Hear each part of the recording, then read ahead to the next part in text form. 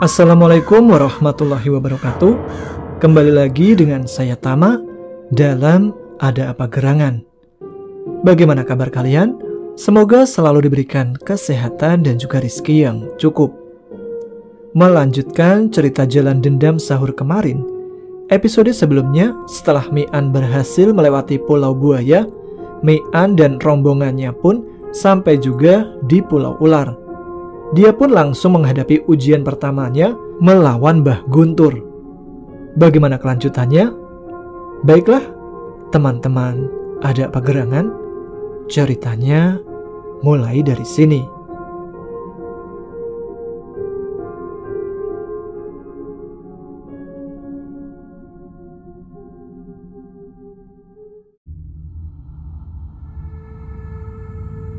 Pedang Guntur segera menyambar. Tanpa senjata, Mian hanya bisa menghindar. Kerasnya bunyi sambaran serta percikan bunga api saat pedang itu membentur batu mengisyaratkan Guntur tidak sedang main-main. Mian meloncat mundur. Terus menghindar bukanlah sebuah jalan keluar. Ingatannya perlahan kembali pada saat berlatih dengan 3 ekor harimau di lereng Lawu. Di saat yang sama, jurus-jurus karambit yang diajarkan Darwis juga ikut muncul. Setelah meyakinkan diri, Mian menerjang maju. Tanpa senjata, Mian memanfaatkan tubuhnya sebagai senjata. Siku, tinju, sisi telapak tangan, lutut, dan kaki pada dasarnya adalah senjata alami manusia untuk mempertahankan diri. Bahkan, jika terpaksa, dahi dan gigi juga bisa digunakan untuk itu. Kali ini Mian mengubah jari-jarinya sebagai pengganti cakar dan karambit. Tidak mudah memang untuk memaksa Guntur terlibat dalam pertarungan jarak dekat. Selama ini, kegiatannya hanya berlatih dan berlatih. Sudah tentu, jurus-jurusnya semakin matang. Dengan juga tenaga dalamnya. Janji Raja Ular untuk membebaskannya setelah mengalahkan 3 orang membuat semangatnya membara. Tubuh Mian terdorong mundur dan jatuh saat pedang Guntur menghantam dadanya. Ilmumu lumayan juga, Mian. Kakekmu dulu pasti sudah tewas jika terkena serangan itu. Mian menggeram. Tubuhnya bergerak cepat. Guntur yang tidak menyangka Mian akan bangkit secepat itu terlambat bergerak. Cakar Mian berhasil mengunci tangan kanannya yang memegang pedang. Di saat yang sama, telapak tangan kiri Mian menghantam dadanya. Tubuh Guntur bergetar, sementara pedangnya terjatuh. Saat Mian melepaskan tangannya, Guntur roboh. Pemuda itu langsung meraih kembali tubuh Guntur agar tidak terjatuh dengan keras. Mian menyandarkan tubuh Guntur di dinding goa. Nafas kakek itu tersengal-sengal. Mian kemudian menyalurkan energinya. "Sudah, An, hematlah tenagamu untuk ujian kedua," bisik Guntur. "Hari ini mungkin aku akan mati, tapi sebelum itu terjadi, aku akan menceritakan apa yang ku tahu tentang tempat ini." Guntur kemudian memberitahu Mian perihal lorong-lorong yang ada di gua itu. Setelah melewati ujian pertama, ia akan bertemu 6 lorong. Manapun lorong yang dipilihnya, akan selalu ada lawan di sana. Kemudian Mian akan bertemu lagi dengan 5 lorong. Aturan ujiannya juga sama. Setelah itu 7 lorong. Ujian kedua, kau akan berhadapan dengan ahli racun. Ketiga, dengan kesabaran. Dan yang keempat, dengan cinta. Kakekmu gagal di ujian kedua. Aku sendiri menjadi budak karena gagal di ujian keempat. Ambillah batu yang ada di gagang pedangku. Benda itu bisa membantumu melewati ujian kedua. Beristirahatlah, kek. Saat kembali nanti, akan kumohonkan kebebasanmu pada Raja Ular. Kau memang cucu kakek itu, An. Meski menang, tidak sedikit pun ia merendahkan aku. Maafkan aku yang tadi menyerangmu dengan ganas. Aku hanya ingin bertemu dengan keluargaku sekali saja. Guntur lalu menarik cincinnya dan memberikan kepada Mian. Jika kau berhasil melewati gua ini, tolong sempatkan untuk mengunjungi putri angkatku di Malang Sampaikan padanya, aku tidak membuangnya, tapi aku menginginkan dia untuk mendapatkan hidup yang lebih baik. Siapa nama putri kakek? Kinanti. Aku biasa memanggilnya Kinan. Aku berjanji akan melaksanakan amanah kakek itu. Aku percaya. Sekarang pergilah. Jangan lupa bawa batu di pedang itu. Mian mengambil batu yang dimaksud. Ia lalu pamit kepada Guntur. Kakek itu hanya tersenyum. Setelah punggung Mian tidak terlihat lagi, Guntur memuntahkan darah yang dari tadi ditahannya. Semoga Tuhan merestui jalanmu, An, bisiknya sebelum memejamkan mata. Mian melanjutkan ujiannya. Seperti yang dikatakan kakek Guntur, kali ini ada 5 lorong di depannya. Dulu kakeknya memilih lorong kedua dari kiri dan berhadapan dengan seorang nenek jelmaan ular bandotan. Kakek Guntur katanya memilih lorong kelima. Di sana ia bertemu jelmaan seekor ular kobra yang berhasil dikalahkannya. Mian sendiri tetap memilih jalan lurus. Itu artinya lorong ketigalah yang ia masuki. Seorang laki-laki memegang tombak yang duduk berlutut di gundukan batu berlumut membuka matanya ketika Mian memasuki ruangan itu. Tatapannya mengawasi semua pergerakan Mian. Kau ingin mati cepat atau lambat, An? Laki-laki itu berbicara. Kau tahu namaku? Berita tentangmu sudah sampai dari tadi. Perintahku adalah untuk membunuhmu. Aku bukan Guntur yang lemah itu. Namaku Raja Wisa. Kekalahanku akan menjadi aib bagi penghuni asli pulau ini. Katakan sekali lagi, mati cepat atau lambat. Terserah Tuan, bagiku yang penting Tuan harus kalah. Bocah sombong, aku tidak akan segan-segan lagi. Mian mempersiapkan diri. Tanpa kehadiran Chandrasa, ia harus belajar mengendalikan tenaganya. Masih ada 2 ujian lagi yang harus ia lalui. Kehabisan tenaga tentu akan mempersulit langkah selanjutnya. Guntur pasti telah memberitahumu soal ujian kedua ini. Karena itu, langsung saja kupanggil mereka. Raja Wisa mendesis. Batu berlumut yang didudukinya tiba-tiba bergerak naik. Dari 2 cahaya yang muncul di kedua sisi batu, taulah Mian apa sebenarnya benda itu. Seekor ular king cobra raksasa sedang bersiap untuk memangsanya. 2 ular king cobra lain yang ikut hadir di kanan dan kiri membuat lawan Mian semakin banyak. Naga Wisa, sudah lama sekali kita tidak kedatangan mangsa. Hari ini rupanya kita beruntung. Kau pasti membawa Wasitowo yang berhasil direbut Guntur dari sepupuku. Tapi itu tidak akan berguna. Bisaku jauh lebih kuat dan tajam dari sepupuku. Menyerahlah Mian. Terima saja nasibmu seperti kakekmu dan Guntur yang lemah. Beruntung dia bertemu sepupuku dan tidak bertemu aku. Mian berusaha menahan gejolak amarahnya. Guntur dan kakeknya adalah orang-orang yang dihormatinya. Penghinaan Raja Wisa benar-benar membuat hatinya terbakar. Aku akan menghabisimu keparat. Tubuh Mian melesat ke depan. Jika saat melawan Guntur, dia masih didera keraguan karena ia melihat kehampaan di mata kakek itu. Namun, kali ini tidak. Lawannya bukan laki-laki tua yang didera kerinduan pada keluarganya, melainkan orang yang penuh kesombongan. Tangan Mian yang memendarkan cahaya merah adalah bukti kesungguhan. Raja Wisa dan 3 ularnya tentu memahami arti cahaya merah di tangan Mian. Namun, mereka juga bukan anak-anak yang baru kemarin belajar berkelahi. Setiap serangan Mian bisa mereka hadapi dengan baik. Bahkan, ujung tombak Raja Wisa akhirnya bisa menggores tubuh Mian. Sebenarnya, aku heran bagaimana kau masih bisa bertarung, An. Seharusnya kau sudah keracunan dari tadi. Apa maksudmu? Tanya Mian. Seluruh tempat ini beracun. Udara yang kau hirup, batu-batu yang kau sentuh, dan juga tanah yang kau pijak itu beracun. Meskipun kau memegang Wasitowo, kekuatannya tidaklah sebesar itu. Sebenarnya, Dari tadi Mian juga merasakan hal itu. Sekujur tubuhnya gatal-gatal, tapi hal itu tidak dihiraukannya.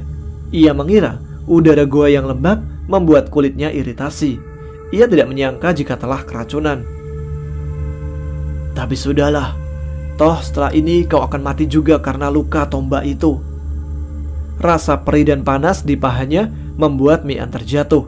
Kakinya tidak bisa digerakkan. Melawan bisa sebanyak dan sekuat itu, kekuatan mustika kelabang juga kewalahan. Kekuatannya hanya mampu menahan dan melokalisir bisa itu agar tidak menyebar lebih jauh. Raja Wisa dan ketiga ularnya diam tidak bergerak. Mereka seolah menikmati penderitaan Mian menuju detik-detik kematiannya. Di tengah rasa perih yang perlahan merenggut kesadarannya itu, bayangan Maina, Nagartirta, dan gurunya di Kalimantan bergantian datang. Mian yang sudah diambang putus asa, tiba-tiba teringat sesuatu. Sambil menahan rasa sakit, ia menggeser tubuhnya ke belakang. Setelah berhasil menyandarkan punggungnya di dinding goa, mulailah ia menjalankan rencananya.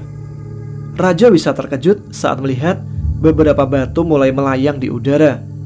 Saat perhatiannya teralih, sebuah batu kerikil menghantam pergelangan tangannya. Tombaknya pun terlepas dan terjatuh, kemudian meluncur menuju tangan Mian. Anak iblis, dari mana kau belajar ilmu aneh ini? Mainmu kurang jauh, Raja Wisa. Akan kubawa kau dan ular-ularmu mati bersamaku. Batu-batu yang melayang itu perlahan berubah warna menjadi merah. Mian benar-benar akan berperang puputan kali ini. Seperti bintang jatuh, batu-batu Mian menghujani Raja Wisa dan ular-ularnya. Tidak pernah menghadapi serangan seperti itu, lawan-lawan Mian tentu saja kebingungan. Kesempatan itu akhirnya datang juga. Mian melepaskan tombak Raja Wisa. Senjata itu lalu melayang dan melesat seperti kilat. Ujung tombak yang membara itu kemudian menghantam dada Raja Wisa. Kerasnya terjangan tombak membuat tubuh Raja Wisa terangkat dari kepala ular dan menancap di dinding goa.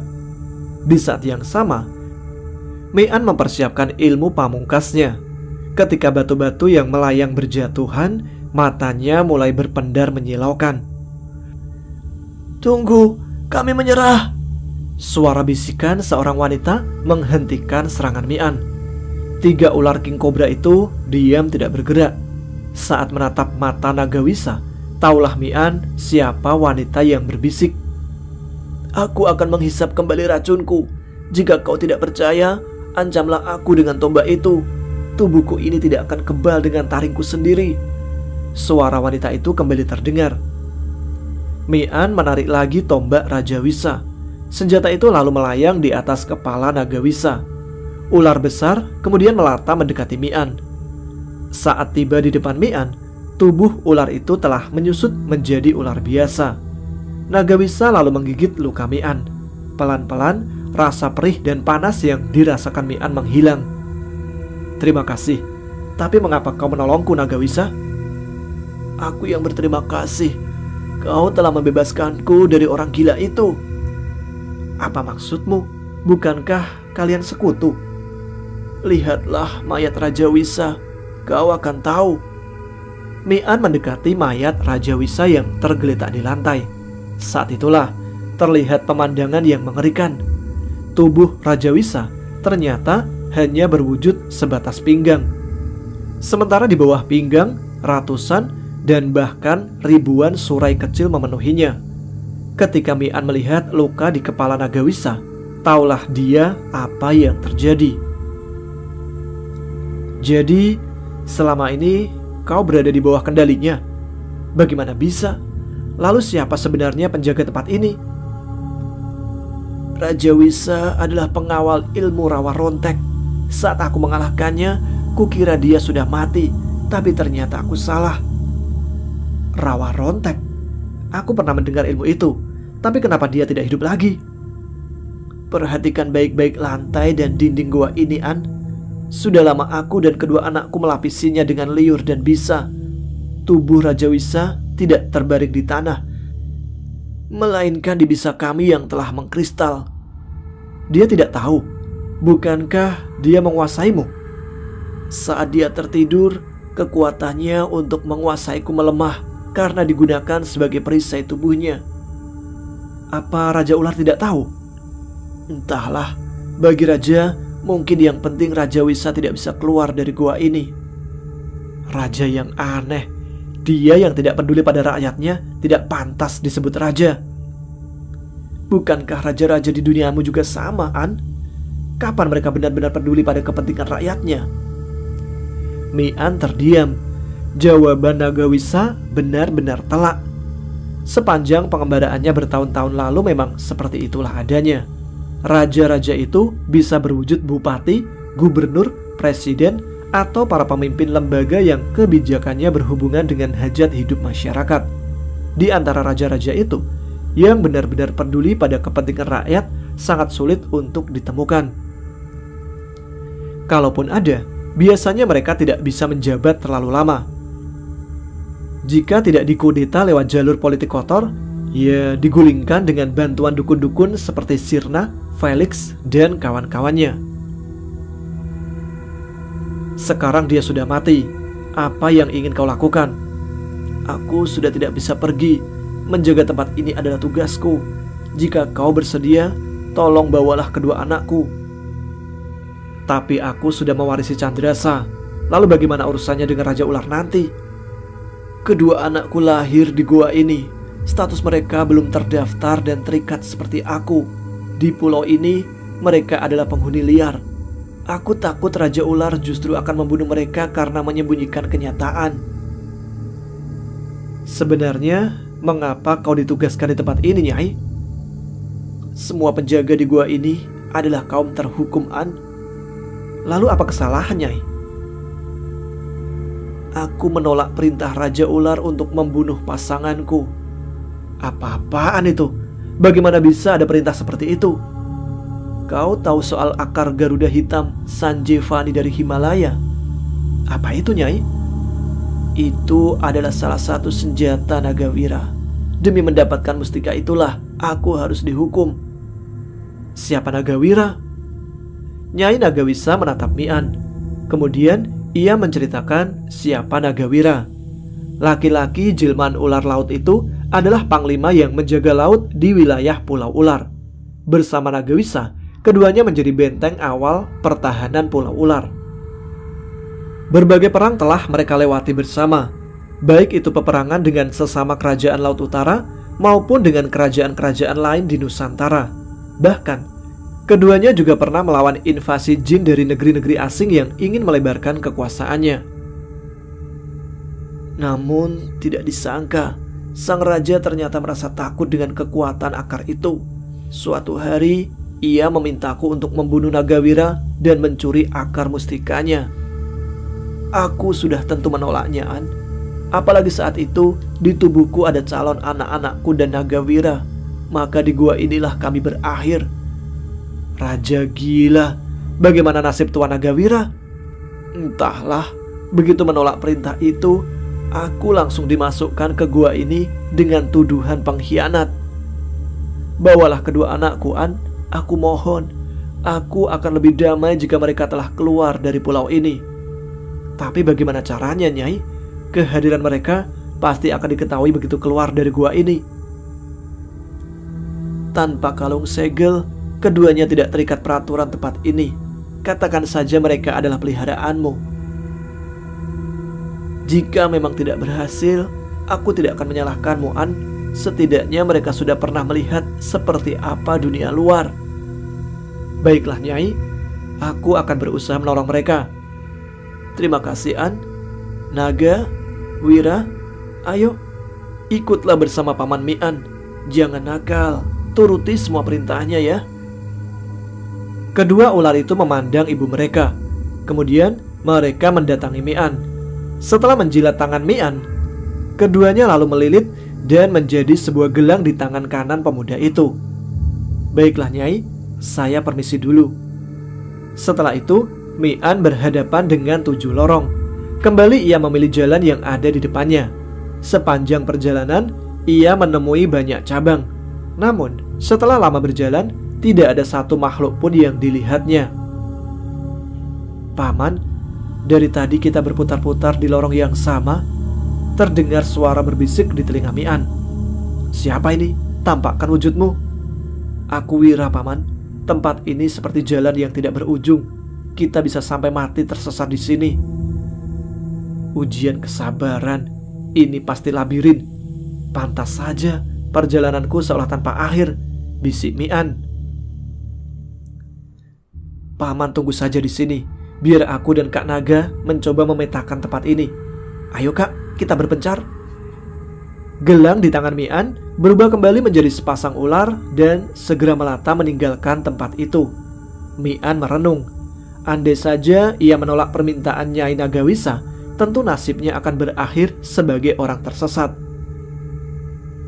Beberapa saat kemudian, kedua ular itu kembali, lalu melingkar lagi di tangan Mian. Berkat arahan Naga dan Wira, tidak butuh waktu lama bagi Mian untuk menyelesaikan ujian tersebut. Selepas dari labirin, pemandangan tiba-tiba berubah. Sebuah telaga yang dipenuhi gadis cantik tampak di depan Mian.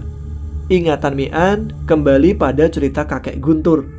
Tak ingin kehilangan kesadaran seperti yang dialami Guntur, Mian bergegas menyeberangi jembatan sempit yang ada di tengah telaga itu.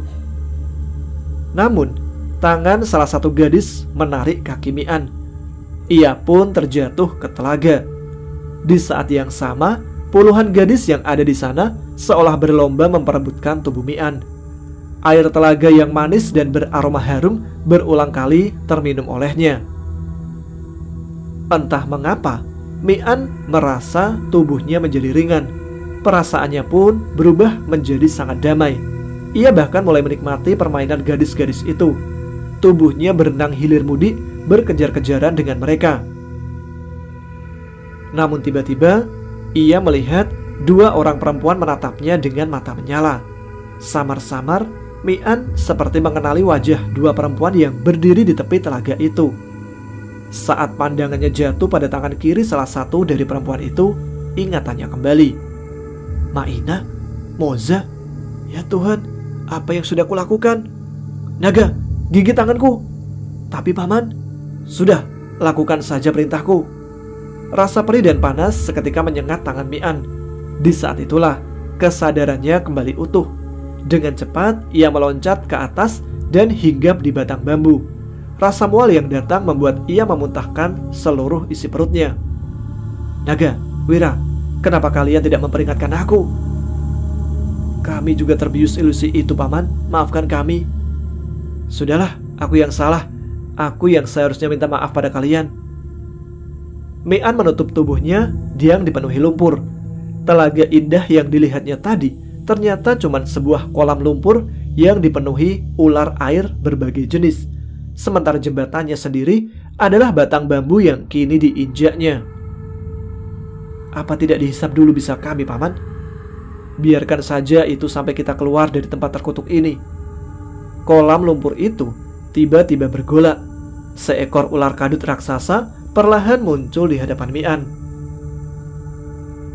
Kau pikir bisa pergi begitu saja? Tanya ular itu. Amarah yang menggelegak membuat Mian berniat menghabisi ular itu.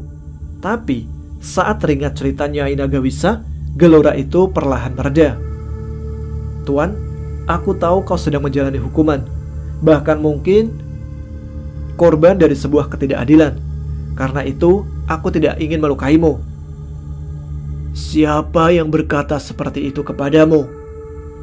Nada bicara ular itu tidak lagi tinggi. Nyai Nagawisa, aku bertemu dengannya di ujian kedua. Kalau begitu, pergilah. Jika Nyai Nagawisa saja tidak mampu melawanmu, apalagi aku. Terima kasih Tuan. Adakah yang ingin kau sampaikan sebelum aku pergi? Ular itu mematung. Kepalanya mendongak ke atas. Setelah itu, ia kembali menatap Mian. Terima kasih atas tawaranmu. Aku ingin kau membunuh ular kendang yang akan menunggumu di seberang tempat ini. Ular itu adalah mata-mata istana. Jika nanti dia melapor, kita tidak bertarung, ujianmu akan dianggap gagal. Sang raja akan berusaha membatalkan keberhasilanmu dengan berbagai macam alasan. Terima kasih untuk peringatannya, Tuan. akan kubawa kepala ular itu ke istana. Seperti yang dikatakan ular kadut, seekor ular kendang raksasa yang bersembunyi di dekat pintu keluar langsung menyerangnya. Tapi Mi'an yang telah mempersiapkan diri bergerak lebih cepat. Sebelum tariknya menyentuh tubuh Mi'an, tombak Raja Wisa lebih dulu menembus kepala ular itu. Saat Mi'an melangkah keluar goa, Nagagni tidak bisa menyembunyikan rasa terkejutnya. Kepalanya yang sedang asik melingkar langsung tegak berdiri. Jantung ular itu semakin mendebar saat melihat benda apa yang menancap di ujung tombak Mi'an. "Mengapa kau bunuh Ki Kendeng? Bukankah dia tidak masuk dalam ujian? Dia menyerangku di pintu keluar. Apa aku harus diam aja?" "Sudahlah, ayo kita pergi menghadap raja untuk melapor." "Kau hebat, Mi'an. Belum ada yang bisa lolos dari ujian itu. Bagaimana suasana di dalam? Apakah menakutkan seperti yang kudengar?" "Kau belum pernah masuk ke sana, Nagagni?" "Jika bukan peserta ujian, perintahnya adalah membunuh penyusup itu dengan segala cara. Tempat itu disegel luar dan dalam, kecuali ujian keempat. Karena itulah Ki Kendang berjaga di pintu keluar." "Kenapa dia menyerangmu ya? Padahal seharusnya dia menghalangi penyusup dari luar." Mi'an hanya terdiam. Dari apa yang dikatakan Nagagni, ia tahu ular cabi itu tidak mengetahui kelicikan rajanya. Setelah menyeberangi jurang, sampailah keduanya di istana. Wajah Candrasa tampak senang, sementara Raja Ular justru terlihat gusar. "Nagagni, sampaikan kesaksianmu," perintah Raja Ular. "Mi'an telah berhasil keluar dari gua ujian dalam waktu 7 hari yang mulia," jawab Nagagni. "Tidak adakah bantuan dari luar?" "Tidak ada yang mulia." "Kau yakin, Nagagni?" "Sejauh yang saya tahu dan lihat, tidak ada satupun makhluk yang mengganggu ujian itu yang mulia." "Kau kurang teliti, Nagagni. Coba lihat gelang yang dipakai Mi'an. Kalian berdua, tampakkan wujud kalian atau kumusnahkan." "Naga, Wira, keluarlah. Jangan katakan apapun, biar aku yang berbicara." Mi'an meminta kedua ular itu untuk muncul lewat telepati. Naga dan Wira kemudian muncul di depan Mi'an. "Kau gagal. Kedua ular itu buktinya," ucap sang raja. "Benarkah? Bukankah peserta ujian dianggap gagal jika mendapat bantuan dari luar? Kedua ular ini kutemukan di dalam gua. Yang penting kau mendapat bantuan." "Lihat baik-baik mereka yang mulia. Setiap jin di sini pasti tahu berapa usia kedua ular ini. Ilmuku jelas lebih tinggi dari mereka. Bantuan macam apa yang bisa kudapatkan dari keduanya? Pokoknya kau gagal, Mi'an." "Baiklah, kalau begitu aku akan katakan jika Raja Pulau Ular tidak lebih dari penipu dan pengecut." "Kau!" Wajah Raja Ular berada tepat di hadapan Mi'an. Raja Ular menatap mata Mi'an. Harapannya untuk melihat ketakutan di mata itu sia-sia. Ia justru melihat nyala kemarahan dan kebencian di sana. Ia pun lalu kembali mundur ke singgasananya. Candrasa yang melihat itu menghembuskan nafas panjang. Situasi berkembang ke arah yang tidak pernah diduganya. "Paman Nagawelang, Paman Nagaweling, bagaimana pendapat kalian?" "Peraturan memang mengatakan peserta ujian gagal jika mendapat bantuan dari luar yang mulia. Menurut pendapatku, Mi'an lulus." "Aku sependapat dengan Nagawelang yang mulia. Kedua ular itu juga tidak tersegel. Entah bagaimana caranya mereka bisa ada dalam goa." "Baiklah kalau begitu. Mari kita laksanakan pembatalan perjanjian." Raja Ular meminta Mi'an mendekat dan membuka baju. Kemudian ia mengambil sebuah kotak. Benda yang dikeluarkannya dari kotak itu lalu ditempelkan ke tanda keris yang ada di dada Mi'an. Tubuh Mi'an bergetar hebat ketika sang raja mengucap mantra. Mi'an merasakan tubuhnya seperti ditusuk ribuan jarum. Keringat mengucur deras dari seluruh tubuhnya. Hanya harga diri yang mencegahnya untuk berteriak. Waktu seolah berjalan sangat lambat saat itu. Sampai akhirnya rasa sakit itu pelan-pelan mereda dan akhirnya hilang. Saat Mi'an melihat dadanya, tanda itu telah menghilang. Tidak ada yang tahu, Chandrasa juga merasakan hal yang sama. Lehernya seolah dilingkari oleh api, nafasnya tersengal-sengal. Saat penderitaan Mi'an lenyap, rasa panas yang membakar lehernya juga lenyap. Bersamaan dengan itu, gelang penyegel kekuatan itu ikut menghilang. Kalian sudah bebas, Chandrasa. Jika ingin mendapatkan kembali kekuatan Pulau Ular, maka kau harus mendaftar kembali untuk dicarikan pasangan, seru Raja Ular. Jika tidak, serahkan kedua pedangmu. Chandrasa kebingungan. Belum pernah ada penghuni Pulau Ular yang mengalami nasib seperti dirinya.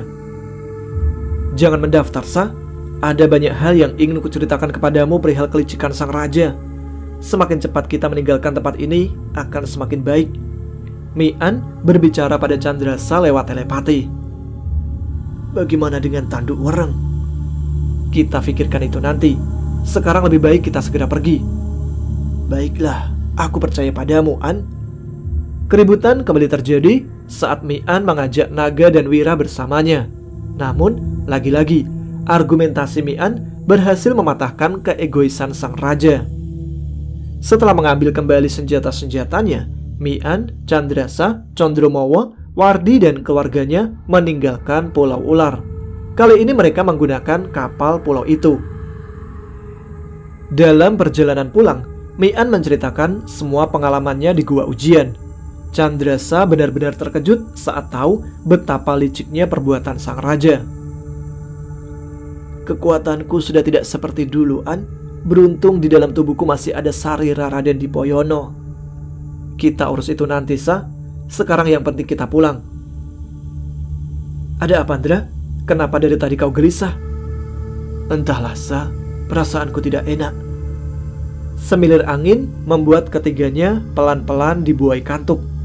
Wardi dan keluarganya yang pertama tertidur, lalu Chandrasa, kemudian Mi'an, dan terakhir Condromowo. Tidak lama setelah ketiganya terlelap, dari dalam air keluarlah makhluk-makhluk setengah manusia setengah ikan. Tubuh Mi'an, Chandrasa, dan Condromowo lalu dibawa pergi oleh mereka, sementara Wardi dan keluarganya dibiarkan tetap di kapal. Saat terbangun, Mi'an berada di sebuah kamar indah yang berbau harum. Seorang wanita cantik yang pernah dilihatnya saat memasuki alam jin sedang duduk menatapnya sambil tersenyum. Di mana aku? Kenapa aku ada di sini? Mas Mi'an lupa ya? Mas kan ada di rumah. Beberapa hari lagi kita akan resmi menjadi pasangan suami istri.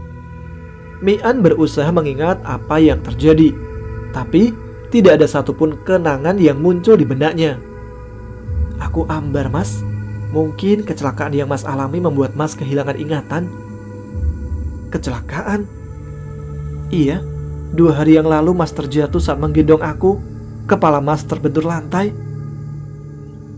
Sudahlah, Mas beristirahat saja.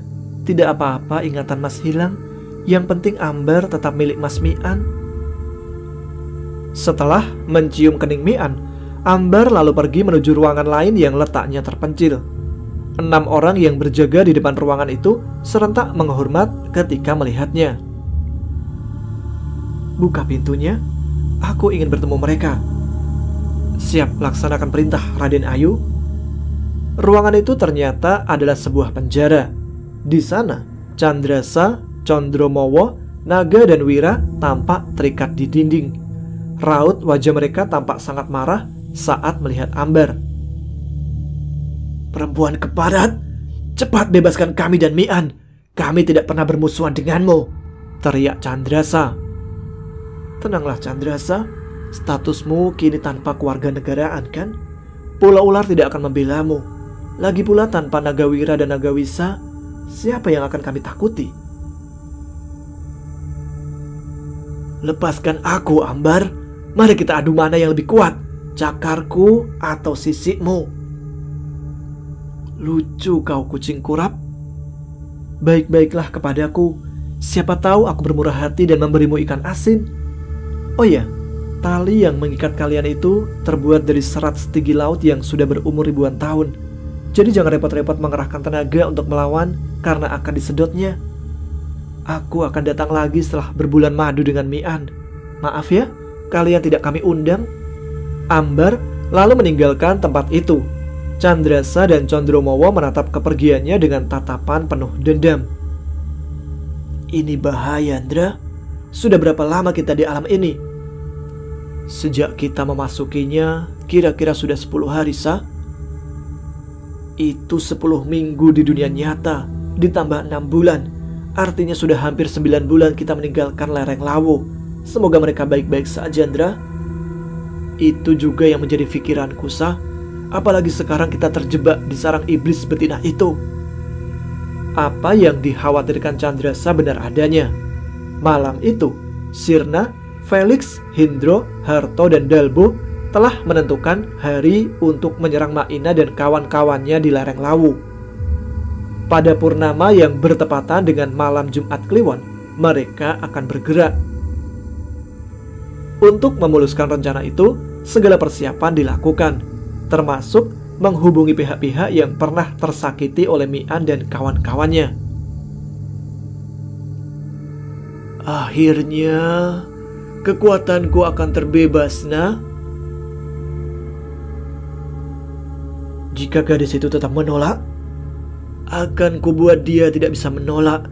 Bahkan jika aku harus mengerat tubuh mereka satu persatu, akan kulakukan." Hari penyerangan sudah ditentukan. Harto dan kawan-kawannya mempersiapkan dirinya masing-masing.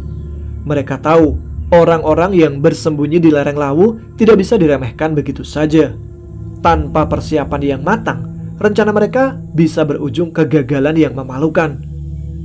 Di kamar rahasianya, Harto mengeluarkan sebuah tombak pendek, sama seperti calok lancur milik Hindro. Gagang tombak itu dihiasi batu-batu sarira dari para korbannya. Di samping itu, berbagai macam bulu, tulang, potongan kayu, dan rambut terlihat bergantung di bawah selutnya. Semua benda itu adalah jimat yang diperolehnya dalam pengembaraan. Kamar itu dipenuhi oleh pusaka.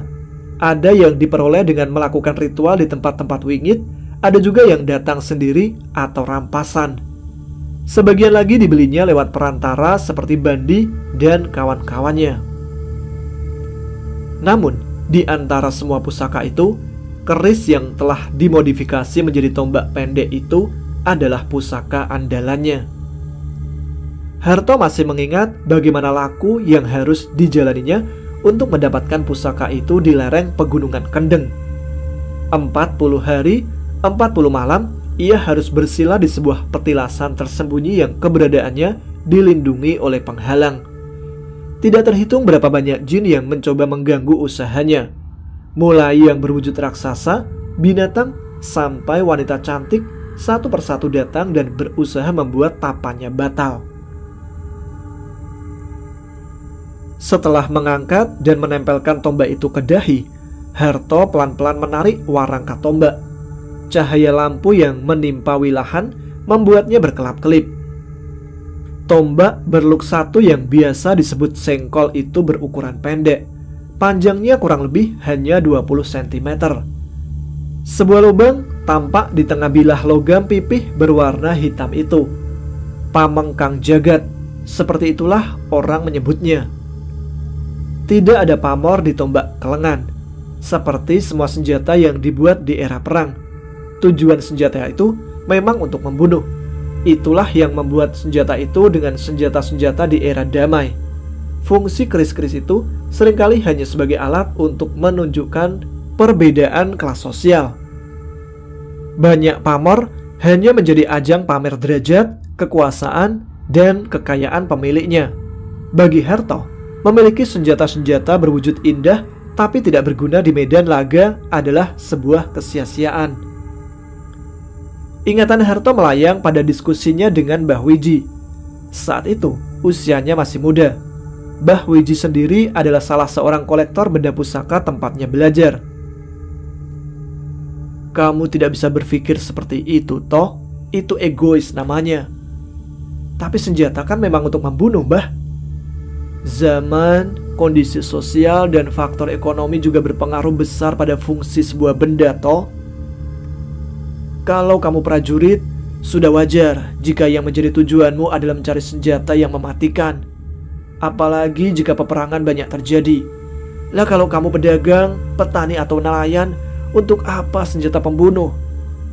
Tapi keris kan senjata, Mbah. Bo, ya logikamu itu dipakai, toh.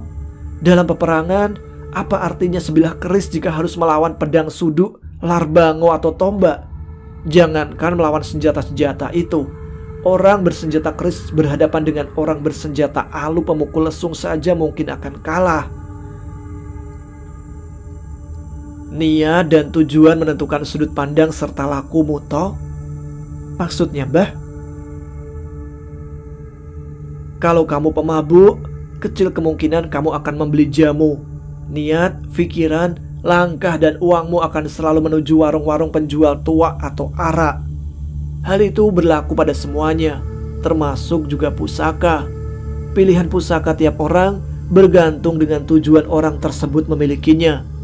Aku sendiri memandang koleksiku sebagai sebuah seni. Karena itulah yang kucari pusaka-pusaka yang indah.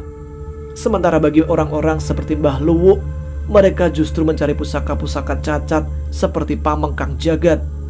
Tidak ada yang harus diperdebatkan, toh. Kita melangkah saja di jalannya masing-masing. Bagaimana dengan isi mereka, Mbah? Kau tahu aturannya, toh. Menjadi budak, tuan, lawan atau kawan adalah pilihan. Jika ragu-ragu, jangan lakukan, tinggalkan. Lagi pula tidak usah keris, toh. Patung Donald bebek pun, kalau tiap hari kau beri sesaji dan asap menyan, pasti akan ditinggali makhluk-makhluk itu. Mula-mula jadi tamu, lama-lama setelah kerasan dia menetap. Mbah tidak pernah didatangi mereka? Ya sering, toh. Tapi aku biarkan saja. Kalau mereka mau tinggal ya silahkan. Mau pergi ya monggo. Pokoknya bebas. Soalnya aku cuma berminat pada keindahan pusakanya dan bukan isinya. Tak semua khasiat yang ada di pusaka itu berasal dari kodam, toh. Ada pusaka yang terbuat dari bahan-bahan yang memang memiliki khasiat. Tidak mungkin. Sudah pasti kekuatan itu berasal dari makhluk-makhluk itu, Mbah. Itulah sebabnya bumi ini rusak akibat ulah manusia. Kita ini terlalu sombong, seolah-olah tahu, padahal nyatanya sok tahu. Ambil contoh pohon bidara. Tanaman itu memang dari awal sudah mempunyai kekuatan untuk mengusir jin. Tanpa kau beri bunga, kopi, rokok, dan asap kemenyan pun khasiatnya tidak akan hilang. Apa yang kita ketahui tentang dunia ini masih terlalu sedikit, toh. Jangan keras hati dan kepala. Apa yang kita anggap benar hari ini bisa saja ternyata adalah sebuah kesalahan. Mata Harto terpejam saat merenungkan kembali perbincangan itu. Setelah berjalannya waktu dan bertambahnya pengalaman, ia harus mengakui kebenaran kata-kata Mbah Wiji. Meski sekejap, ada perasaan sesal yang sempat hadir di hatinya. Sudah terlambat. Seumpama terperosok, lumpur hitam itu telah melumuri tubuh dari ujung rambut sampai ujung kaki. Bisiknya sambil membayangkan semua yang pernah dilakukannya. Harto mengambil kembali tombak itu. Pelan-pelan dibukanya ikatan tali berwarna putih yang melilit wilahannya. Saat lilitan tali itu terbuka, tombak itu bergetar keras. Kau mau melawan tuanmu, Kalabrama? Getaran tombak itu pelan-pelan mereda. Setelah benar-benar berhenti, Harto meletakkannya berdiri di meja. Keluarlah, Kalabrama. Ada yang ingin kubicarakan denganmu. Sosok makhluk tinggi besar yang seluruh tubuhnya mengeluarkan api tiba-tiba muncul di depan Harto. Matanya yang berwarna hitam menatap Harto. Meski sudah sering terjadi, Harto tetap merasa ngeri dengan kegelapan yang ada di mata itu.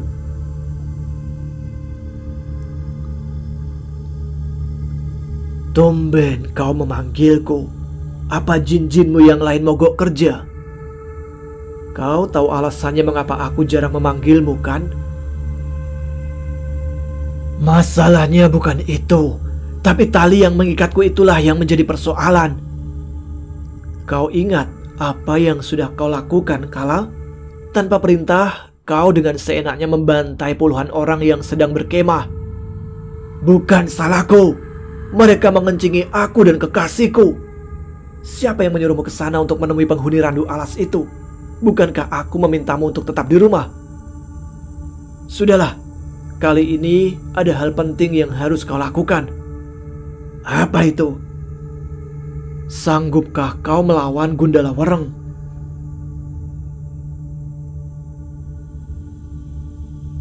Baik, ceritanya sampai di sini dulu ya. Kita sambung saat sahur esok hari. Terima kasih teman-teman sekalian yang telah menyimak episode kali ini. Kita jumpa lagi nanti ketika waktu sahur melanjutkan cerita Jalan Dendam. Selamat bersantap sahur dan semoga lancar puasa hari ini.